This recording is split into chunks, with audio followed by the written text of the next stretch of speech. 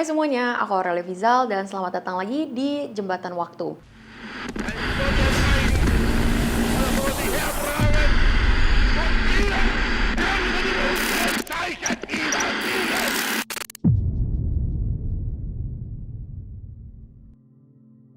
Kayaknya kalau kita bicarain Laksamana Cheng Ho, kita bisa anggap beliau adalah salah satu sosok dari Tiongkok yang paling dikenal dan dihormati oleh masyarakat Indonesia ya.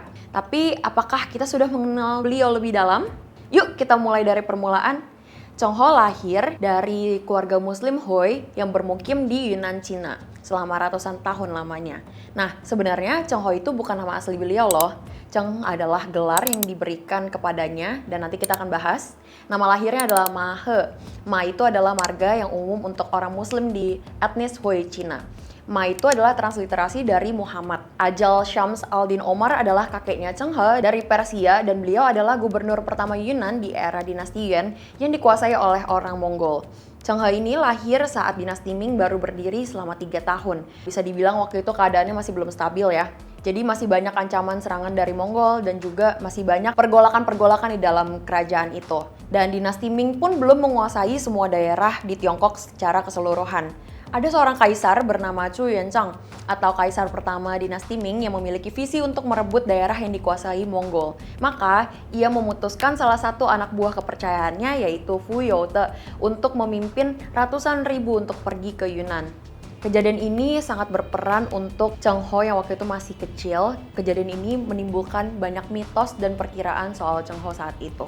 Pada tahun 1381, dinasti Ming berhasil menggulingkan kuasa dinasti Yuan. Ayah Cheng Ho, seorang haji bernama Haji Ma, gugur dalam pertempuran kekuasaan itu. Ada tradisi atau custom zaman dulu, kalau misalkan ada prajurit yang dibunuh atau ditangkap, anak laki-laki mereka bakal diambil dan dibawa menuju istana untuk dijadikan kasim.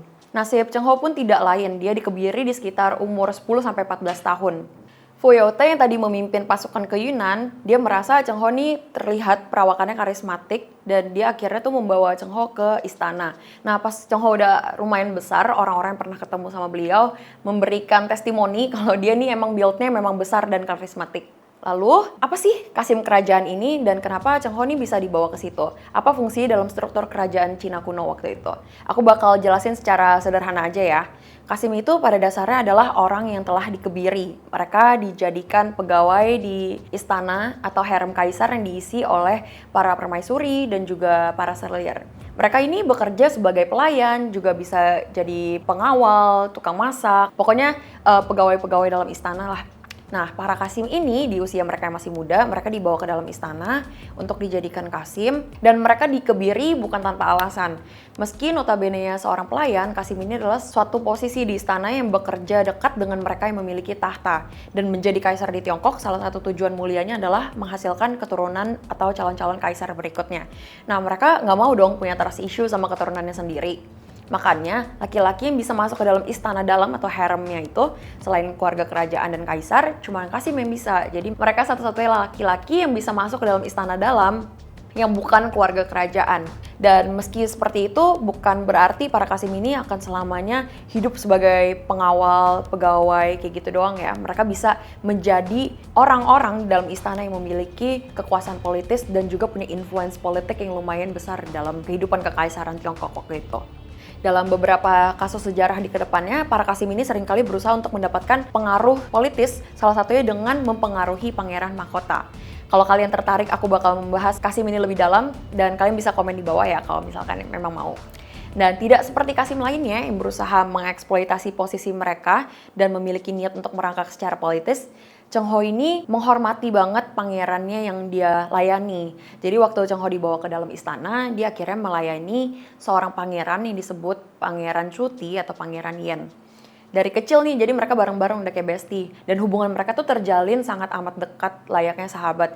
Dan mereka tuh apa-apa bareng, dari belajar bareng, main bareng. Akhirnya, Pangeran Chuti nih tumbuh dewasa dan kaisar yang dulunya ada di tahta dinasti Ming akhirnya meninggal dan digantikan oleh keponakannya pangeran ini.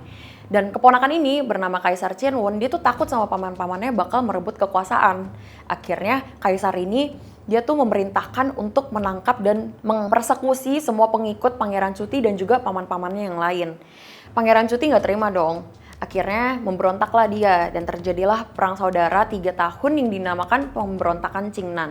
Di sini Cheng Ho menunjukkan loyalitasnya kepada Pangeran Chuti.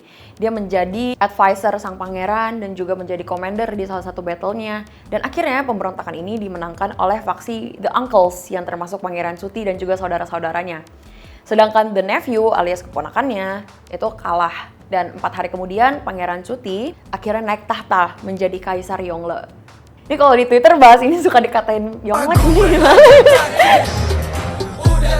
Kaisar Yongle mempromosikan Cheng Ho sebagai kepala Qasim dan memberikan marga baru Cheng kepada Cheng Ho. Dan jadilah nama Cheng Ho yang sekarang kita kenal. Kaisar Yongle percaya kalau kebesaran dinasti Ming ini perlu diketahui dunia. Makanya dia ingin membuka maritim trade, ekspor barang terutama porselen Cina. Dan sebenarnya ada satu reason lain, yaitu dia memiliki mimpi yang sebenarnya jadi obsesi. Dia tuh nggak percaya kalau keponakannya yang dulu pernah dikalahkan dalam pemberontakan itu, Kaisar Qianwen, itu sudah meninggal, tapi kabur ke negara lain. Jadi dia masih ada trust issue seperti ini, dan dia pengen nyari, ini Qianwen kemana sih? Akhirnya Yongle menginisiasi sebuah eksplorasi dan ekspedisi ke belahan dunia yang lain, dan dia memutuskan untuk menjadikan Cheng Ho sebagai laksamana yang akan memimpin ekspedisi besar ini. Armada raksasa berisikan 27.000 anak buah kapal dengan 307 kapal laut yang terdiri dari berbagai bentuk dan fungsi. Ada yang memiliki 3 layar hingga 9 layar, dan mulai dari momen itu ia dikenal sebagai seorang laksamana. Ekspedisi pertamanya Cheng Ho dan awaknya berangkat dari Nanjing pada 11 Juli 1405. Pelayaran dengan misi diplomatis ini mengarah ke wilayah Asia Tenggara seperti Vietnam, Jawa, Palembang, NTT, Maluku, Sumatera, Aceh, Sri Lanka, hingga India. Dan di dalam ekspedisi ini, Cheng Ho juga diketahui sering berdakwah dan menyebarkan agama Islam sepanjang perjalanan ini. Buya Hamka pernah menulis pada tahun 1961, perkembangan Islam di Indonesia dan Malaysia berkaitan erat dengan Laksamana Cheng Ho. Nah, Cheng Ho kalau mendatangi sebuah kota atau negara, dia selalu datang nggak dengan tangan kosong, dan dia selalu membawakan oleh-oleh atau hadiah untuk para raja atau pemimpin di negeri tersebut. Yang tentu saja dibekali dengan ilmu pertahanan, tetapi mereka sudah dibekali dengan bagaimana ilmu pertanian, bagaimana bercocok tanam, bagaimana berdagang, bagaimana menyebarkan ajaran Islam. 是正史，国家的正史。什么是正史？就是相当于现在的特命全权大使，这是他的最主要的身份。 Dan bendanya pun beragam, dari emas, makanan, porselen, perunggu, hingga ilmu pengetahuan. Ketika mengunjungi kerajaan Samudra Pasai misalnya, dia memberikan sebuah lonceng yang dinamakan Cakradonya, dan bisa dilihat gambarnya di sini, kepada Sultan Aceh. Dan ketika beliau mengunjungi Cirebon, beliau juga memberikan barang-barang khas Tiongkok kepada Sultan Cirebon di Kesultanan Kasepuhan Cirebon. Meskipun perjalanan beliau berat dan penuh tantangan, Cheng Ho tidak pernah mengkhianati prinsipnya untuk melakukan perjalanan ini dengan damai. Tetapi ada waktunya di mana Cheng Ho memang harus melawan dan memang pemberontakan tidak terelakkan. Waktu itu ada seorang pegawai Tionghoa Muslim di Palembang yang bernama She Qingqing, yang waktu itu di bawah Majapahit kemudian Sriwijaya. Beliau nih melapor ke Cheng Ho tentang keberadaan bajak laut yang mulai meresahkan warga. Bajak laut ini bernama Chen Cui. Dia adalah bajak laut yang menyerbu Selat Malaka dan menjarah kapal-kapal pedagang selama bertahun-tahun. Lama-lama pada muak dong, akhirnya dilaporin nih ke Cheng Ho karena dia kan memang relasi dekat dengan kaisar. Nah, Cheng Ho nih pengennya awalnya nih negosiasinya baik-baik aja. Tapi dia denger dari ada yang whistleblower lah ya, mengabarkan bahwa Chen Cui ini bakal menyerang kapal Cheng Ho. Akhirnya terjadilah pertempuran angkatan laut bernama Battle of Palembang di tahun 1407. Pertarungan ini antara pasukan Cheng Ho dan juga bajak laut Chen Cui berlangsung sangat sengit. Namun di akhir, kemenangan tetap ada di pihak Cheng Ho. Setidaknya ada 5.000 bajak laut yang tewas, 10 kapal bajak laut hancur, dan pasukan Cheng Ho berhasil mengambil alih 7 kapal bajak laut. Tidak berhenti di sana, Chen Cui dan 2 pimpinan bajak laut lainnya dibawa oleh Cheng Ho kembali ke dinasti Ming, dan pada tanggal 7 Oktober 1407, Chen Cui beserta 2 pimpinan bajak laut ini dieksekusi mati. Pada tahun 1415, Cheng Ho mendarat di Muara Jati Cirebon dan memberikan sejumlah oleh-oleh Tiongkok kepada Sultan Cirebon. Salah satu warisan yang ditinggalkannya yakni sebuah piring dengan ayat kursi yang masih dijaga di Cirebon. Waktu itu ada salah satu awak kapal bernama Wang Qinghong mengalami sakit parah selama perjalanan melintasi Laut Jawa. Akhirnya mereka nih tiba di suatu pantai di Semarang namanya Pantai Simongan dan menetap di sana beberapa hari. Beberapa bukti peninggalannya termasuk Lenteng Sampokong atau rumah batu dan patung yang disebut Mbah Ledakar Juragan Dampo Awang Sampokong. Sampokong ini namanya merujuk kepada salah satu sebutan Tionghoa yaitu Sanpao. Pada tahun 1433 di pelayarannya yang ke-7, Cheng Ho menutup usia setelah menderita sakit di Kalkuta, India. Ia menghembuskan nafas terakhirnya di atas laut.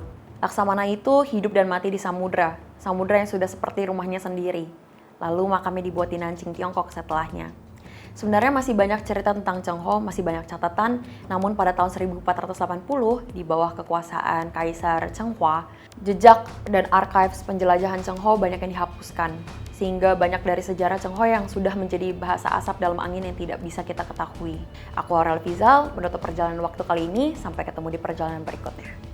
Yuk dukung Malaka Project dengan cara like, comment, subscribe, dan juga jangan lupa share ke teman-teman, keluarga, dan semuanya. Selamat berjumpa lagi.